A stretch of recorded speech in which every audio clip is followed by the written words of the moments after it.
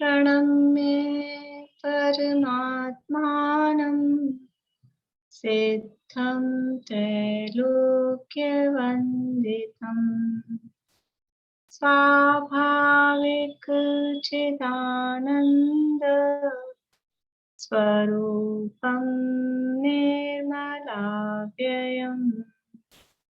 शुद्ध जीवादिद्रव्याणां देशकं च जनीश्वरम् द्रव्यसङ्ग्रहसूत्राणां वृत्तिं वक्ष्ये समासुतः जीवमजीवमदव्यम् जिणवरवसहेण जेडनेत्थं देविन्दविन्दवन्दं वन्दे तं सर्वदा शिरसा कहे जीव अजीव जिनवर वृषभनि लोक में वे वंद्य सुरपति वृंद से वंदन करूं कर जोड़।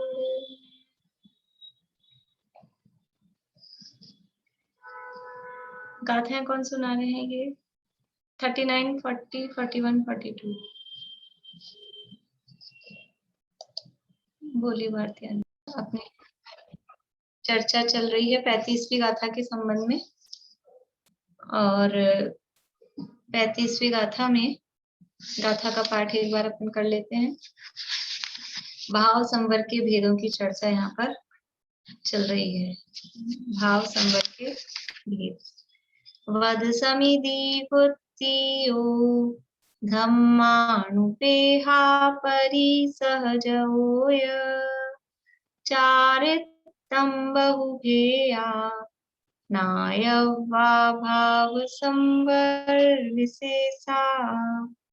व्रत, समिति, गुप्ति, धर्म, अनुप्रेक्षा, परिचर्य और अनेक प्रकार का चारित्र, इन सबको भाव संवर के भेद जानना।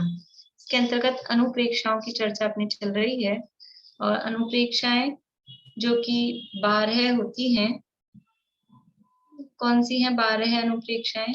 रेखा जी बड़जात्या, 12 अनुप्रेक्षाएं कौन सी हैं? अनित्य भावना, अशरण भावना, संसार भावना, एकत्व भावना, अनत्व भावना, असुचि भावना, आश्रव भावना, संवर भावना, निर्जरा भावना, बोधि दुर्लभ भावना, लोक भावना और धर्म भावना। बढ़िया। कहीं गड़बड़ हुई है क्या प्रमिला जी? अब बीच में एक जगह छूटा, अन्यत्व न कहीं पे वहां कुछ छूटा उसका। रेखा जी, लोक भावना पहले बतानी थी, बोधि लोक भावना, बोधि दुर्लभ भावना और धर्म भावना। बढ़िया।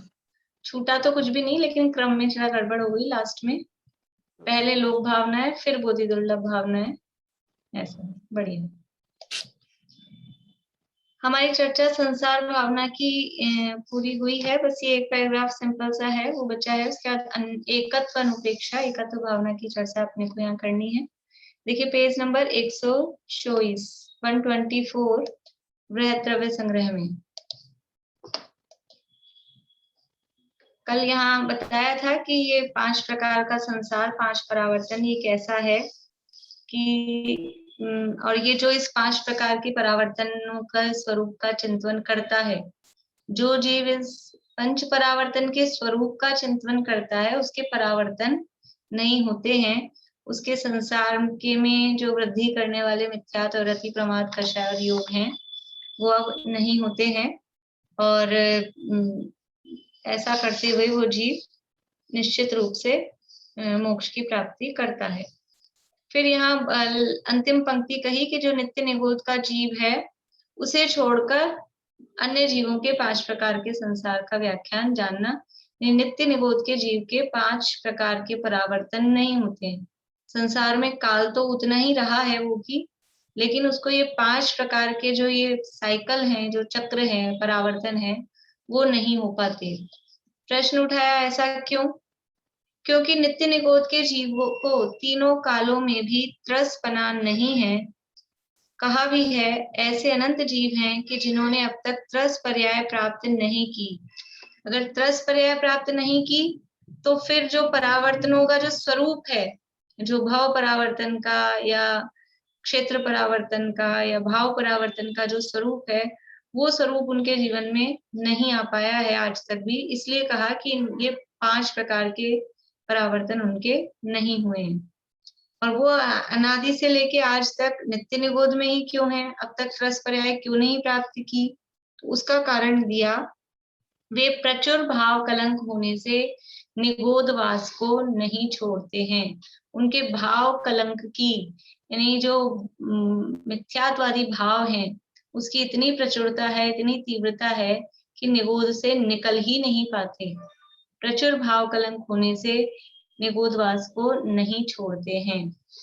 अब आगे अनुपम और अद्वितीय कथन यह है कि नित्य निगोदवासी अनादि मिथ्या दृष्टि जीव भी, यानी अनुपम कुछ ऐसा कथन बता रहे हैं, अनुपम और अद्वितीय, यानी जो बात कभी नहीं हुई जैसी, तो कुछ स्पेशल विशेष बात बता रहे हैं। कभी नहीं हुई मतलब यहाँ तो हो ही गई है, इम्पॉसिबल तो नहीं है, लेकिन फिर भी विशेष बात है, इसलिए कह रहे हैं कि नित्य निगोदवासी अनादि मिथ्या दृष्टि जीव, जो नित्य निगोद में थे अनादिकाल से, और अनादिकाल से जब नित्य निगोद में थे तो मिथ्या दृष्टि ही थे, इसलिए नित्य निगोदवासी अनादि मिथ्या दृष्टि जीव भी भरत चक्रवर्ती के 923 पुत्र कर्मों की निर्जरा करने से इंद्र गोप हुए। भरत चक्रवर्ती के कुछ उनके कितने पुत्र थे? भरत चक्रवर्ती के, भरत जी के कितने पुत्र थे? कुल भरत चक्रवर्ती के कितने पुत्र थे? सुलोचना भाभी नहीं पता। रजनी जी? मेरे को भी नहीं पता। नहीं पता। बोले मीता भाभी। अनुमान से कह सकती हूँ 923 ये हो गया, मारीची तो 924। 32,000 से नहीं 32,000 रानियों की नहीं, मैंने शायद कहीं पढ़ा था, मुझे ध्यान आ रहा है। पूर्णिमा आंटी, अरे ये तो बहुत प्रसिद्ध बात है। चक्रवर्ती के, भरत चक्रवर्ती के 1,96,000, यानी पट रानी के पुत्र नहीं होता है, बाकी जो 96,000 रानियां हैं सबके एक एक पुत्र। भरत जी के 1,96,000, दूसरे जो सगर चक्रवर्ती थे उनके 60,000, उसकी भी कहानी आती है सगर चक्रवर्ती के 60,000 पुत्रों वाली भी। तो ये भरत जी के केवल 923 ही नहीं थे, और एक मारीची को घेर लिया तो 924, ऐसा नहीं है। 1,96,000 पुत्र थे, उनमें से ये कोई 923 पुत्र, ये 923 पुत्र अलग बताए थे, तो टोटल 1,96,000। लेकिन इनमें से जो 923 पुत्र थे, वो क्या थी उनकी विशेषता, कि वो अनादि से निगोद में थे, नित्य निगोद में थे, नित्य निगोद में थे, और वहां कुछ कर्मों की निर्जरा करने से, ऐसा कहा है। तो नीचे निर्जरा में, नीचे देखिए फुटनोट में दिया है अकाम निर्जरा, कर्मों की निर्जरा करने से इंद्र गोप हुए। इंद्र गोप ये कीड़े का नाम है, बारिश के दिनों में कुछ रेड रेड से ऐसे कीड़े टाइप के हो जाते हैं। दो इंद्रिय जो लट वगैरह कुछ रेंगने वाले, जिसे क्या बोलते हैं अपन, और गिजाई वगैरह ऐसा जो कुछ होते हैं, 2 इंद्रिय या 3 इंद्रिय, वो इंद्रगोप उस कीड़े का नाम है। तो वो जो नित्य निगोद में थे और नित्य निगोद से निकलकर वो इंद्रगोप नाम के कीड़ा बने। और कैसे बने? तो लिखा है कर्मों की निर्जरा करने से। तो क्या एक इंद्रिय जीव कर्मों की निर्जरा कर सकता है?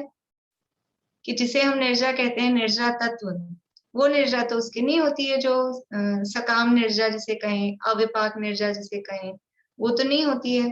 तो वो कौन सी निर्जरा किया कि अकाम निर्जरा, यानी एक इंद्रिय निगोदिया जीव भी अकाम निर्जरा कर सकता है, ये इससे समझ में आ रही है बात। तो वो जो 923 नित्य निगोदिया जीव थे, वो कोई जो भी उनके भाव बने हों, अभी इससे ये भी समझ में आ रहा है, ऐसे प्रश्न उठते हैं हमको कि निगोदिया को क्या भाव होते होंगे, ऐसा लगता ही नहीं उसके भाव भी क्या होते होंगे, लेकिन उसके भी निरंतर शुभ अशुभ भाव चलते रहते हैं। यद्यपि अशुभ की ही अधिकता प्रचुरता दिखाई देती है, उसके कारण ही वो बार बार में निगोद से निकल के निगोद में एक इंद्रिय में उन्हीं पर्यायों में घूमता रहता है। और जो अनादिकाल से नित्य निगोद में है, उनकी तो एक ही पर्याय हुई है, निगोद। आयु पूरी हुई अंतर्मुक्त की, फिर निगोद, फिर निगोद, फिर निगोद, बस एक ही है अवस्था। लेकिन जो जीव वहां से निकला, तो कैसे निकला कि कुछ ना कुछ भावों में इस तरह का विशेष परिवर्तन हुआ होगा ना, कि 2 इंद्रिय की, 3 इंद्रिय की त्रस पर्याय प्राप्त की, तो वो भावों में परिवर्तन, कुछ ना कुछ कषाय की मंदता हुई होगी।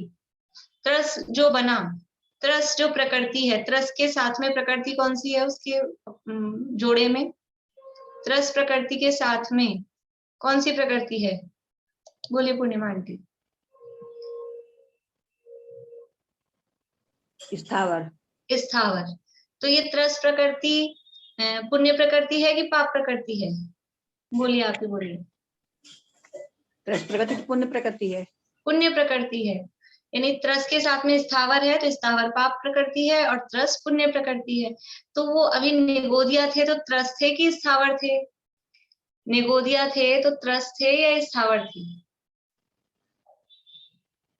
एक उंगली, त्रस थे, हाँ स्थावर थे। निगोदिया यानी स्थावर, तो स्थावर थे। अब स्थावर से त्रस बने यानी पुण्य का उदय आया, पुण्य प्रकृति है ना वो, तो वो उस स्थावर की दशा में भी, निगोदिया दशा में भी कुछ पुण्य कैसे बंधेगा? पुण्य कैसे बंधेगा? कुछ ना कुछ परिणामों में विशुद्धता होगी तभी पुण्य बंधता है।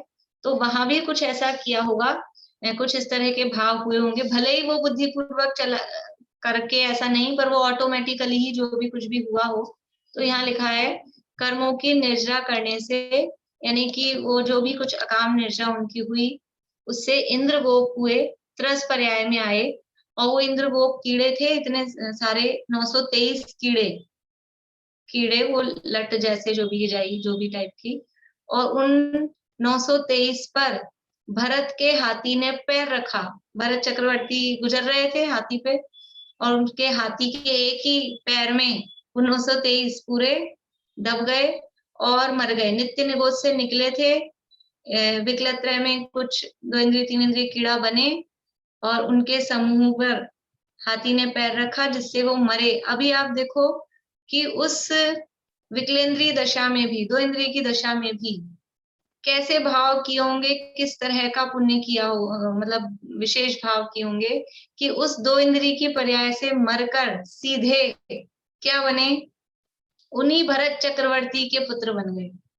नित्य निगोद में थे अनादिकाल से, नित्य निगोद से निकले, निकलकर त्रस में 2 इंद्रिय पर्याय में आए, और उस 2 इंद्रिय पर्याय में भी अभी वो हाथी के पैर उस समूह पर रखा, उन 923 कीड़ों पर, तब भी उनकी वो समझ लो कुछ इस तरह की मंद कषाय की प्रवृत्ति रही होगी, और वो मरकर वहां से सीधे मनुष्य हुए।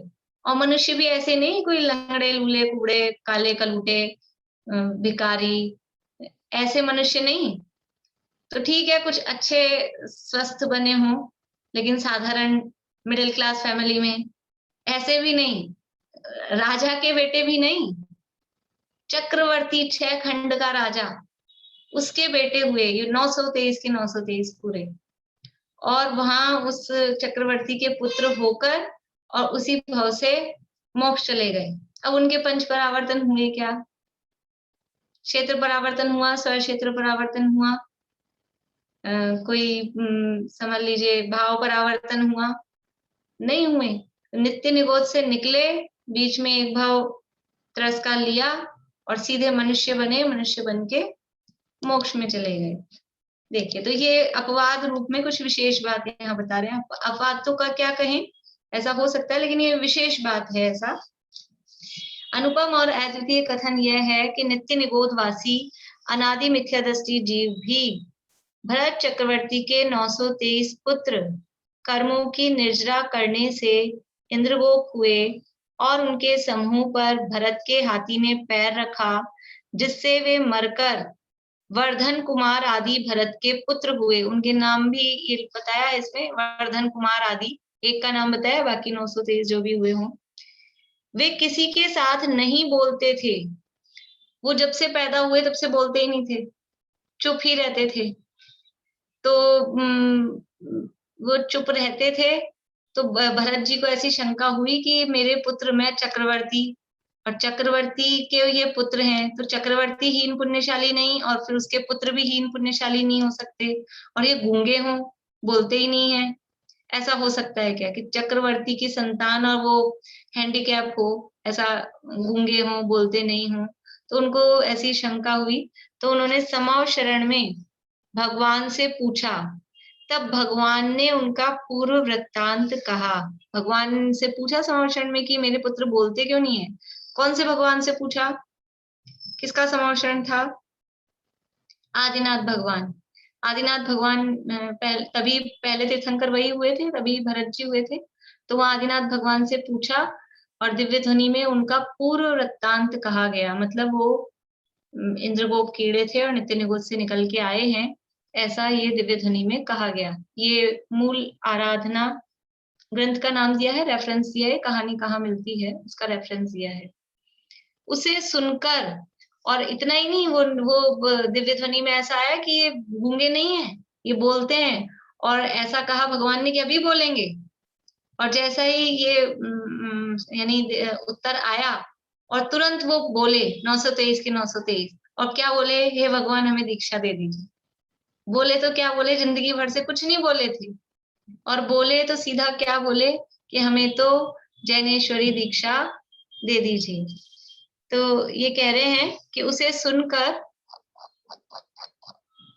उन्होंने तप ग्रहण किया।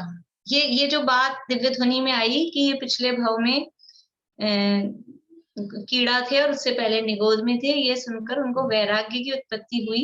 वो बचपन से ही वैरागी टाइप के ही थे, इसीलिए मौन रहते थे। और वो दिव्य ध्वनि में ये बात सुनकर उन्होंने दीक्षा की भावना व्यक्त की, दीक्षा ली, तप ग्रहण किया और बहुत थोड़े समय में मोक्ष प्राप्त किया।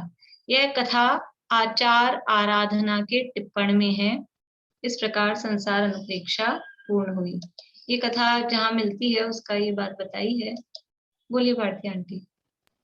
वो उनका मौन रहने का कारण ये भी हो सकता, मतलब हो सकता है कि उनका किसी से इंटरेक्शन ही नहीं हुआ, निगोद से सीधा निकले तो किसी से कुछ उनका संबंध ही नहीं हुआ। संबंध तो नहीं ऐसा, पर वो ऐसा भी सुनने में आता है कि उनको जाति स्मरण था, लेकिन वो उसमें मुझे थोड़ा सा वो है कि वो 2 इंद्रिय के पर्याय में थे, तो 2 इंद्रिय वाला जाति स्मरण, पर वो असैनी का भाव आ जाता है तो जाति स्मरण रहता नहीं है, इसलिए वो मुझे कुछ बात जमती नहीं है, इसलिए मैंने बोली नहीं वो बात। ऐसा भी आता है उसमें कि उनको ज्ञान था। ये आप जो बोल रही है ये लिखा हुआ है शास्त्रों में कि उनको जाति स्मरण था? शास्त्रों में नहीं, पढ़ा नहीं है, सुनी सुनाई नहीं, सुनते हैं ना कई प्रवचनों में, सुनी हुई बात है, इसीलिए मैंने बोली नहीं। बोलो प्रीति। निगोद से सीधे मनुष्य निगोद से सीधे मनुष्य बनने का यानी निषेध भी नहीं आता, नित्य निगोद से निकल के, और उदाहरण में ये आता है कि नित्य निगोद से, यानी दोनों बातें चलती है। ऐसा भी मिलता है कि नित्य निगोद से निकल के सीधा मनुष्य बन जाए, ऐसा भी आता है। और ये भी आता है कि इसी कहानी में 2 बातें चलती है। कुछ तो कहते हैं कि निगोद से निकल के सीधे ही मनुष्य बने, और कुछ इस तरह से कहानी आती है कि बीच में एक भाव दूसरा लिया। तो दोनों बातें हैं, जो भी हो, दोनों में से सही तो एक ही होगा, पर जो भी सही हो वो यथा योग्य है।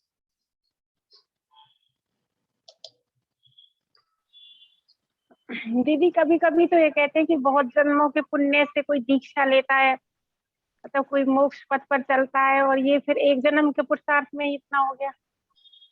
ऐसा ही है ये सब, मतलब जिसकी जैसी होनहार हो उस हिसाब से देखो, जब ये कहते हैं, जब दीक्षा की महिमा बतानी है या मनुष्य भाव की महिमा बतानी है या जन धर्म की महिमा बतानी है, तब यही कहा जाएगा, और वास्तविकता है, उसमें कोई वो नहीं है संशय।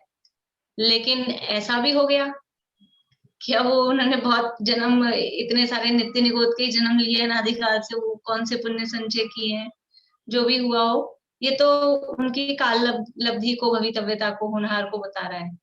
पर वास्तव में हम तो समझ लीजिए कि पंच परावर्तन वाले उसमें आ ही गए हैं ना, तो यहाँ तो हम लोगों के लिए वो प्रेरणा के लिए, और हम अपने समय का जो मनुष्य भाव मिला है और ये जो सब हमको संयोग मिले हैं उसका सदुपयोग करें, उसके लिए उपदेश रूप में, प्रेरणा के रूप में वही कहा जाएगा।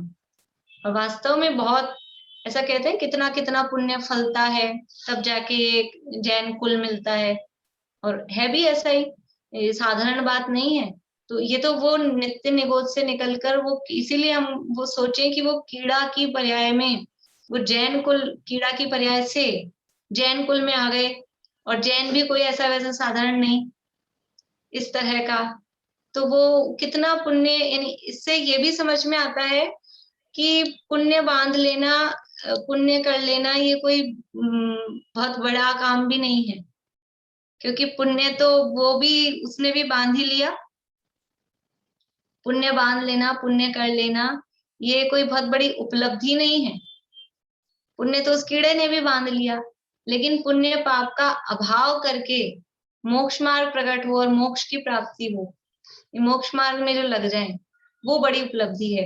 वो मनुष्य भाव में आ भी जाता, आ गया, और यदि ये पुरुषार्थ नहीं करता तो फिर से क्या होता, वो कहीं ना कहीं संसार में घूमता रहता। मारीची भी था भरत जी का पुत्र, भरत जी के बहुत सारे पुत्र मोक्ष गए, लेकिन एक वो मारीची, यद्यपि मोक्ष चले गए, लेकिन उस भाव में क्या हुआ, उस भाव में क्या स्थिति हुई।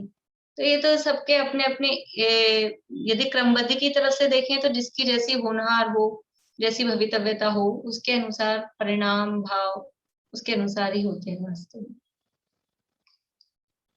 इस तरह से ये संसार अनुप्रेक्षा पूर्ण हुई। अब हम किसी को कुछ पूछना है इस संसार भावना के संबंध में, नहीं तो अब आगे बढ़ते हैं एकत्व भावना के लिए। बोलिए विनीता जी। एक तो मेरी आवाज आ रही क्या नहीं आज? आ रही है। मैं आपसे द्रव्य परिवर्तन को दोबारा रिपीट करके बोलना बता रही हूँ। मैं क्या समझी हूँ, जैसे 8 कर्म और 9 कर्म, उनके परमाणुओं को सबको हमें क्रम से ग्रहण करना है। तो क्रम से क्या मतलब, 8 कर्म उदय में आते हैं, तो उसमें मैंने किसी किताब में पढ़ा, ग्रहण किए हुए, न ग्रहण किए हुए अर्थात अग्रहित और मिश्र, इन कार्मान वर्णों को हमें क्रम से ग्रहण करना है। तो क्या कार्मान वर्णों को पता है कि इस तरह की मैं पहले आ चुकी या नहीं आ चुकी? वो सब तरह की आने के बाद दोबारा से आएगी जैसी पहले थी। जिस वर्ण रस गंध वाली परमाणु पहले थे, जब वो अंत में आएंगे तब एक परावर्तन समझो। तो क्या उन परमाणुओं को पता है कि सब तरह की आ चुके हैं?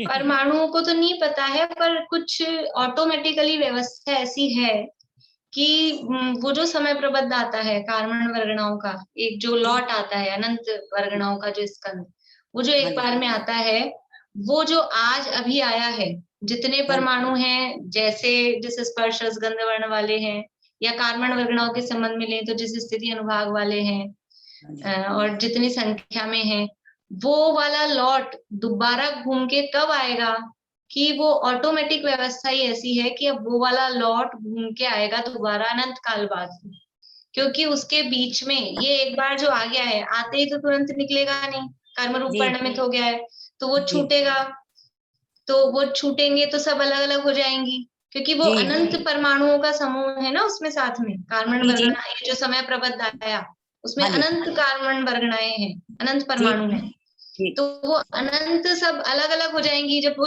उनकी निर्जरा अलग अलग समय पे होगी, अलग अलग समय पे आत्मा से छूटेंगे, तो अलग अलग समय पे छूटेंगे, तो वो का वो ग्रुप दोबारा और उतने ही स्थिति अनुभाग वाला वैसा बने, ये चीज संभव नहीं है। ये कब पॉसिबल होगा? पॉसिबल तो होगा, लेकिन अनंत काल से पहले वो पॉसिबल नहीं होता है। उसके बीच में बहुत सारे वो ग्रहित अग्रहित मिश्र वाले, मतलब हाँ कुछ तो ऐसे आ जाते हैं जो हमने पहले ग्रहण किए हुए हैं, कुछ जी ऐसे आ जाते हैं जो नहीं ग्रहण किए हुए हैं, कुछ मिक्स वाले आ जाते हैं ग्रहण बिना ग्रहण।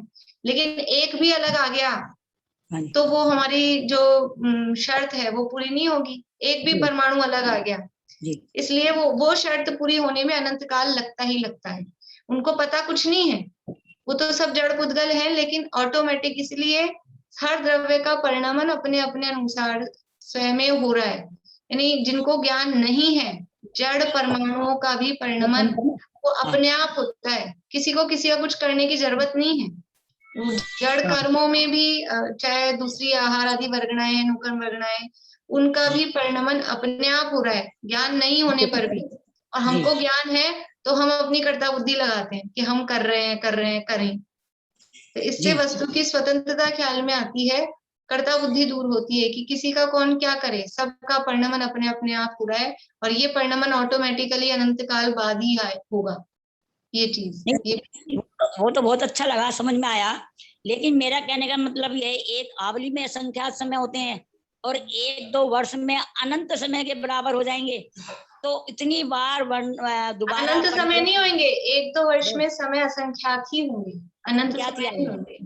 अच्छा अच्छा, तो मतलब मेरा कहने का यही था, अनंत बार वो भोग कर छोड़ देने और अनंत बार ग्रहण करना, ये एक बहुत समय के बाद ही होता है। अच्छा ठीक है जी, यही था, संख्या बहुत बड़ी लग रही देखने में। तो मैंने कहा एक दिन में कितने समय हो जाते हैं, उन समय को लगाओ तो वो तो बहुत होते हैं।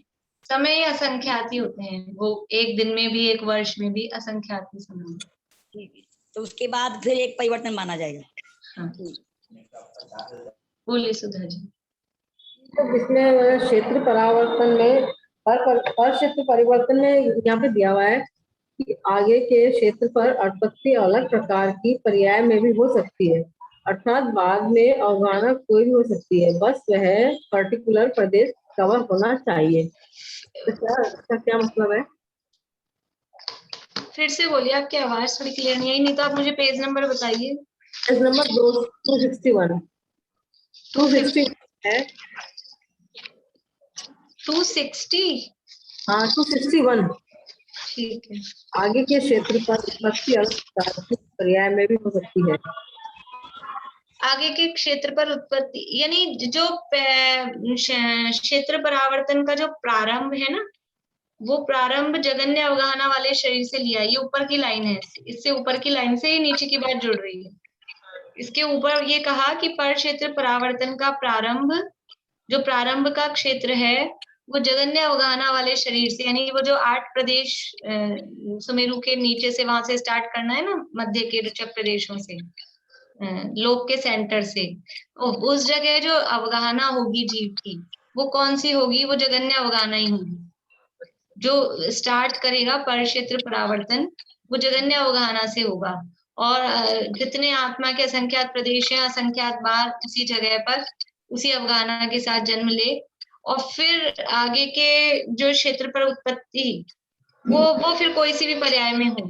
ये बात यहाँ कह रहे हैं कि आगे के क्षेत्र पे जो उत्पत्ति होगी वो अलग किसी भी पर्याय में हो सकती है। यानी बाद में अवगाहना कोई सी भी हो सकती है, पर वो जो पर्टिकुलर प्रदेश हमको चाहिए, वो प्रदेश कवर हो जाना चाहिए। इसमें फिर अवगाहना का कोई बाउंडेशन नहीं है।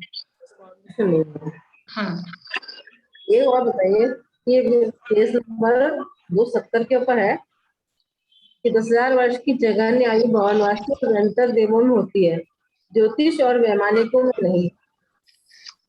तो वहां पे जगन्य वो कैसे करेंगे अपन उसमें? ये चौथे अध्याय में पढ़ा है ना, ज्योतिष देवों की जगन्य आयु पल्ले का संख्या 8वां भाग है, तदस्थ भागवा परा, वहां चौथे अध्याय में दी है ज्योतिष देवों की जगन्य आयु और वैमानिकों की जगन्य आयु। वो 10,000 वर्ष नहीं है, वो उस हिसाब से लगाते हैं। अच्छा, उस हिसाब से लगाएंगे अपन। बोलिए। मेरा क्वेश्चन ना शायद पहले भी किसी ने पूछा भी था, जो भाव परिवर्तन में हम ले रहे हैं ना, स्थिति बंध अध्यवसाय स्थान और अनुभाग बंध अध्यवसाय स्थान, तो ये अलग अलग होंगे दीदी? मतलब हाँ। परिणाम उसके अलग अलग परिणाम होंगे क्या? परिणाम ही है ना? स्थिति बंध के योग्य जो परिणाम है और अनुभाग, स्थिति बंध रही है और अनुभाग बंध रहा है, तो वो एक परिणाम किया, एक परिणाम से स्थिति बंधी और उसी परिणाम से अनुभाग बंध रहा है। लेकिन जो अनुभाग के टाइप्स हैं, ये ऐसा नहीं है कि इस परिणाम से इतनी ही स्थिति और इतना ही अनुभाग बनता है, ऐसा नहीं है। इस परिणाम से स्थिति कितने टाइप की बन सकती है और इस परिणाम से अनुभाग कितने टाइप का बन सकता है, तो वो अनुभाग के टाइप्स बहुत ज्यादा हैं, और भी ज्यादा हैं, इसलिए वो दोनों जो भी बन जाए मतलब। हाँ, तो इसलिए वो दोनों को अलग अलग ही है, अनुभाग के स्थान, स्थिति के स्थान। पर परिणाम तो एक ही रहेगा, है ना? परिणाम तो एक ही है, वो तो होगा तो एक ही ना, एक बार में, उस हिसाब से एक ही है। ठीक है।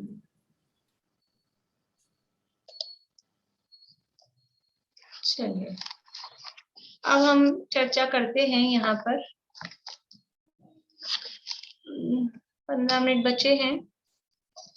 आप लोगों ने लाभ देखे थे, वैसे तो बीच बीच में चर्चा आपने कर ली है, पहले भी कर ली थी, इसलिए मैं ज्यादा रिपीट नहीं करना चाहती हूँ। इस पंच परावर्तन के स्वरूप से लाभ यहाँ आचार्य देव ने भी बता ही दिया था कि जो पंच परावर्तन के स्वरूप का चिंतन करता है उसके वास्तव में परावर्तन नहीं होते हैं। फिर भी यदि किसी ने कुछ अलग लिखे हों तो बता सकते हैं। बोलिए ज्योति जी। दीदी, सबसे बड़ा लाभ तो यही हो गया, हम इसको पढ़ने में पढ़ ही नहीं पा रहे हैं, मतलब पढ़ने में इतने, तो फिर वो परावर्तन करना मतलब कितना बड़ा है कि एक बार अगर हम ये छोड़ देते हैं, अभी अगर हम कुछ नहीं करते हैं, तो फिर तो पता नहीं कब हमें फिर से मनुष्य पर्याय मिलेगी। तो ये सब देख के बहुत ऐसे डरना चाहिए, मतलब डर लगना चाहिए हम लोग को कि बहुत, मतलब जो अभी हमें मिला है चिंतामणि रत्न के समान जो पर्याय मिले हैं उसको अभी आपने लिखे थे पिछली बार, वो है अभी आपके पास में? लाभ लिखे थे आपने? अनम्यूट करिए। ज्योति, लिखे थे बहुत सारे। अभी है आपके पास? अभी कॉपी में देख लूं तो मिल जाएंगे, पर अभी की बजाय मैं कल या तो बोलूंगी, मैंने अभी पढ़े नहीं इनको, तो कल एक बार पढ़ के फिर बोलूंगी। चलिए मीता, अगर अभी निकाल सके तो अभी निकाल लीजिए, कॉपी में देख के पढ़ लीजिएगा। मेरे पास पे है। नहीं, वो जो मैंने लिखे थे वो तो है ही, वंदना भाभी ने बहुत अच्छे, बहुत अलग भी लिखे थे, पर मैं लिख चुकी थी, नहीं मैं उनको इसमें ऐड भी कर देती थी। और किसी ने कुछ अलग लिखे हो, जो मैंने लिख के दिए हैं वो तो है ही, उसके अलावा किसी ने कुछ अलग लिखा हो तो बताइए।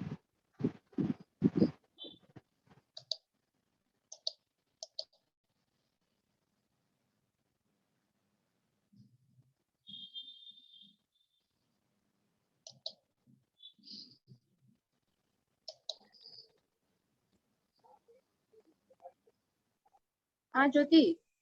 हाँ बोलिए। पंच परावर्तन के ज्ञान से लाभ।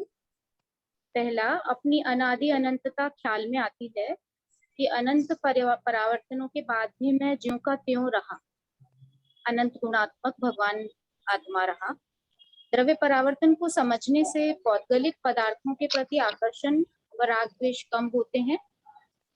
ऐसा कोई व्यंजन व वस्त्राभूषण आदि नहीं है जिन्हें हमने अनंत बार ग्रहण नहीं किया हो। ऐसे विचार से आरंभ परिग्रह का भाव सीमित होता है।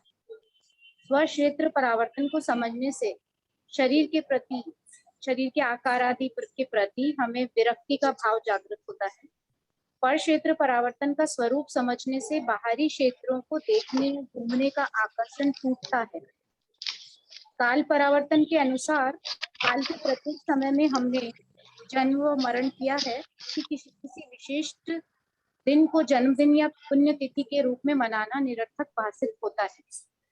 हमने चौथे काल में भी अनंत बार जन्म लिया है, लेकिन आत्महित नहीं किया। अतः अब काल का लक्ष्य छोड़कर हमें आत्महित में ही लगना चाहिए। भाव परावर्तन के क्रम में हम अनंत बार देव बने, वहां दिव्य वैभव प्राप्त करके छोड़ा। अतः यहाँ तुच्छ वैभव का अभिमान करने का भाव समाप्त हो जाता है। देवों की उत्कृष्ट स्थिति प्राप्त करना उत्तरोत्तर कठिन है तथा देव भाव परावर्तन को पूरा करने में सबसे ज्यादा समय लगता है। इससे शुभ भावों की भी दुर्लभता ख्याल में आती है और शुभ भाव होना भी आसान नहीं है। अतः हम अपने परिणामों को बुद्धिपूर्वक संभालना चाहिए। शुभ भाव करके देव भाव परिवर्तन भी अनंत बार पूरे किए, लेकिन धर्म प्रकट नहीं किया, क्योंकि शुभ भाव में धर्म नहीं है। यदि हमने धर्म प्रकट किया होता तो परावर्तन नहीं होते। शुभ से परे है, शुद्ध भाव रूप है, ये हमें समझ में आता है। अनादिकाल से संसार परिभ्रमण में हमने आज तक वैमानिक इंद्र, शची इंद्राणी, स्वधर्म, स्वर्ग के लोकपाल, लोकांतिक देव, नौ अनिकम, अनुदेश आदि में शलाका पुरुषों, गणधर आदि के पदों को कभी प्राप्त नहीं किया, क्योंकि ये पद सम्यक दृष्टि को प्राप्त होते हैं। अतः ये सिद्ध होता है कि हम अनादि से मिथ्या दृष्टि ही रहे। अतः यहाँ तुच्छ पदों का अभिमान करना व्यर्थ हमें समझ में आ जाता है। सम्यक दर्शन प्राप्ति का सच्चा पुरुषार्थ ही हमारे लिए इष्ट है, यह समझ में आता है। देव परावर्तन के अंतर्गत हम स्वयं यक्ष, यक्षिणी, सूर्य, चंद्र इत्यादि देव अनेक बार बने हैं। अतः इन्हें पूजने का भाव समाप्त होता है। भाव परावर्तन को समझने से हमें भावों की विविधता ख्याल में आती है कि अनादिकाल से कोई कषाय परिणाम ऐसा नहीं है जो हमने अनेक बार न किया हो, किंतु हम दुखी के दुखी ही रहे। वास्तव में अकषायी स्वभाव में शुद्धात्मा के आश्रय से ही कषाय का अभाव होता है, वह सच्चा सुख प्राप्त होता है। स्वयं को व दूसरे जीवों को इन मंद तीव्र होते बदलते कषाय परिणामों से जज करना निरर्थक है। वास्तव में तो कषायों के अभाव पूर्वक ही सब जीव सुखी हो सकते हैं, हमें यह समझ में आता है। इन पंच परावर्तनों का स्वरूप समझकर संसार की व्यापकता ख्याल में आती है और संसार से भय उत्पन्न होता है। संसार में कहीं सुख नहीं है, ऐसा विश्वास दृढ़ होता है। शीघ्र ही संसार का अभाव करने के लिए सच्चा पुरुषार्थ करने की प्रेरणा मिलती है। पर द्रव्य क्षेत्र काल भाव का आकर्षण छूटकर स्वद्रव्य क्षेत्र काल भाव को समझने की रुचि उत्पन्न होती है। अपरावर्तन से रहित अपने कभी न बदलने वाले शाश्वत संपोत्कीर्ण अनंत ज्ञान सुख दशा प्राप्त करने की प्रेरणा मिलती है। होंगे बढ़िया, बहुत बढ़िया।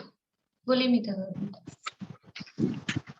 ये कि यही पॉइंट्स है, 19 पॉइंट्स आपने लिखाए थे ना, इसमें हाँ, एक ये ये पॉइंट शायद और है, वही इसमें एक पॉइंट और है, सम्यक छूटने पर अधिकतम अर्ध पुद्गल परावर्तन काल, जो कि अनंत काल है, संसार में घूमना पड़ सकता है, अतः अपने भावों को संभालने की प्रेरणा मिलती है। ये एक पॉइंट और था। बाकी हाँ, वो उन्होंने खुद ने भी अलग लिखे थे और वो शायद मिक्स हो गए होंगे, तो उन्होंने यही वाले बोल दिए। पर इस तरह से ये पंच परावर्तनों का स्वरूप हमने पढ़ा। इतने कोई भी चीज हम पढ़ते हैं तो वास्तव में जो भी चीज हम पढ़ रहे हैं तो खाली क्यों पढ़ रहे हैं, उसका फायदा क्या है इसको पढ़ने से। जब तक जो 5 प्रकार के शास्त्रों के अर्थ कहे गए हैं कि तो भावार्थ यानी उसका तात्पर्य क्या है, वो तात्पर्य जब तक नहीं देखा जाएगा तो वो आत्महितकारी नहीं होगी। वो जो पढ़ाई है, वो जो ज्ञान है, वो केवल ज्ञान बन के रह जाएगा। वो आत्मा के लिए किस रूप में उपयोगी है, हमारे लिए किस रूप में उपयोगी है, वो नहीं समझ में आएगा। तो ये जो पंच परावर्तनों का स्वरूप पढ़ा है, इस स्वरूप को पढ़ के करना क्या है, परावर्तन करने हैं कि नहीं, ये परावर्तन रुके कैसे, ये परावर्तनों का स्वरूप पढ़ के संसार से डर लगना चाहिए। ये कि कितना बड़ा संसार है और कैसे कैसे संसार में दुख भोगे हैं। ये पंच परावर्तनों का स्वरूप पढ़ के, ये संसार भावना को पढ़कर ये संसार से भय लगना चाहिए कि अब प्रभु जी अब ना भटकेंगे संसार में। ऐसा अंदर से भाव आना चाहिए कि संसार अब हमें भटकना नहीं है, संसार में अब कष्ट भोगना नहीं है। तो खाली ऐसा कहने से हो जाएगा क्या कि हमें संसार में भटकना नहीं है? फिर उसका छूटने का उपाय भी, जो संवेग भावना है ना, संवेग भावना किसे कहते हैं, किसे कहते हैं संवेग भावना? बोली मीना चाची। संसार विषय भोगों से जो है ना, अपने कोई विरक्ति का भाव होना, डर लगना उससे, वो संवेग भावना। ठीक है, नीलम भाभी। यही बोल रही थी, संसार और भोगों से विरक्ति, वैराग्य, संसार और भोगों से वैराग्य। ठीक है, रजनी जी कुछ अलग बताना है आपको? यही बोल रही थी, संसार शरीर भोगों के प्रति उदासीनता। किसी को कुछ अलग बताना है? संवेग भावना,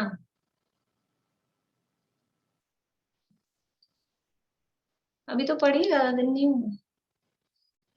संसार, शरीर, भोगों से विरक्ति और धर्म में अनुरक्ति, उसका नाम संवेग है, अकेला विरक्ति नहीं होती है। संसार, शरीर, भोगों से विरक्ति हुई और धर्म में आसक्ति हुई, उसका नाम संवेग है। जब संसार से भय लगा, संसार से भय लगा, विरक्ति हुई, तो अब क्या करेंगे? डर लगते ही फिर क्या करना है? उस संसार से छूटने का उपाय आना चाहिए, उपाय विचारना चाहिए। तो संसार से डर लगते ही संसार से छूटने का उपाय क्या है? ये सम्यक दर्शन ज्ञान चारित्राणी वो संसार छूटने का उपाय है। तो धर्म, सम्यक दर्शन ज्ञान चारित्र क्या है? वो धर्म है। तो उस धर्म के प्रति अनुरक्ति, आसक्ति, धर्म को प्राप्त करने की इच्छा और धर्म में लग जाना, ये होता है। तो ये पंच परावर्तनों का स्वरूप समझकर संसार से डर के, बच्चे को डर लगता है तो डर के क्या होता है? खाली डर के बैठा रहता है कि डरते ही अपनी मम्मी की गोदी में आके छुप जाता है। तो ये धर्म हमारी माता है, समझ लीजिए। जिन धर्म, जिनवाणी, देवशास, गुरु, वो हमारे माता पिता हैं। तो ये संसार से डर लगते ही देवशास गुरु की शरण में आना चाहिए। और फिर देवशास गुरु की शरण में आते ही वो क्या कहते हैं कि शुद्धात्म, वास्तव में अपनी शरण तो शुद्धात्मा ही है, वो हमें अपनी आत्मा की शरण तक, आत्मा की शरण में पहुंचा देते हैं। तो ये पंच परावर्तनों का स्वरूप समझकर या 12 ही भावनाओं को पढ़ के, मुख्य रूप से संसार भावना का स्वरूप समझकर संसार से डर लगे, वैराग्य उत्पन्न हो। और जब वैराग्य उत्पन्न होता है तो धर्म ही शरणभूत दिखाई देता है, धर्म में अनुरक्ति होती है। और उस धर्म के सहारे जो बाहरी, पहले समझ लीजिए व्यवहार धर्म के माध्यम से जो सच्चा रत्नत्रय रूप धर्म है, उस धर्म की प्राप्ति कर लें, हो जाए, वही वास्तव में इन परावर्तनों को पढ़ने का फल है। ये यहाँ बता दिया है, क्योंकि ये जो द्रव्य संग्रह ग्रंथ है, इसमें 5 प्रकार से व्याख्याएं चल रही हैं: शब्दार्थ, नयार्थ, मतार्थ, आगमार्थ और भावार्थ। तो ये अंत में जो कल हमने पढ़ा था ना, ये भावार्थ इसमें बता दिया था कि जो ये पंच परावर्तनों के स्वरूप का चिंतन करता है, उसके ये पंच परावर्तन नहीं होते हैं, वो परमात्मा में ही भावना करता है और परमात्मा को प्राप्त करता है। ये जो बात कल अपन ने पढ़ी थी, ये पंच परावर्तनों के स्वरूप को जानने का फल है। तो ये पंच परावर्तनों का ऐसा अभी पढ़ लिया है तो बस फिर थोड़े दिन बाद फिर बाकी कुछ बातें मान लो जो गणित की वो भूल भी जाएं, लेकिन इतना बड़ा संसार है, अनादिकाल से लेके आज तक हमने उसमें दुख भोगा है। दुख के अलावा कुछ मिला क्या? इस संसार में दुख के अलावा कुछ नहीं है। इसलिए ये जानकर इस संसार के प्रति उदासीन होना चाहिए। हमारा रस कहाँ है, हमारा राग कहाँ है, हमारा इंटरेस्ट कहाँ है, वही भगने में जाता है। और अपने प्रति, अपने लिए टाइम ही नहीं है। सारे जो काम हो रहे हैं, चाहे समझ लो और भी जो शुभ क्रियाएं हो रही हैं, वो सारे कार्यक्रम चलते हैं। सुबह उठते से ही नहा धो के मंदिर जाना है, फिर पूजन करनी है, फिर उसके बाद में सारा दिन घर गृहस्थी में लगना है, और फिर क्लास भी अटेंड करनी है, वो भी सब है। लेकिन खुद को जानने, पहचानने का, अपने स्वरूप का चिंतन करने का, उसके लिए समय ही नहीं है, समय ही नहीं बचता है। तो हमें ये सब भी समझते हुए और अपने आत्मा के प्रति, अपने स्वरूप को जानने की लगन लगे, रुचि लगे। वास्तव में आत्मा का हित उसी से होगा, ऐसा ये इसको पढ़ के हमको देखना चाहिए। इस तरह से ये अपने पंच परावर्तन रूप संसार भावना की चर्चा यहाँ पूर्ण हुई है। अब कल से एकत्व अनुप्रेक्षा की चर्चा, बहुत अच्छा अलग चिंतन इसमें बताया गया है। एकत्व अनुप्रेक्षा की चर्चा कल से अपन करेंगे। अभी की बात यहीं पूरी करते हैं। जय श्री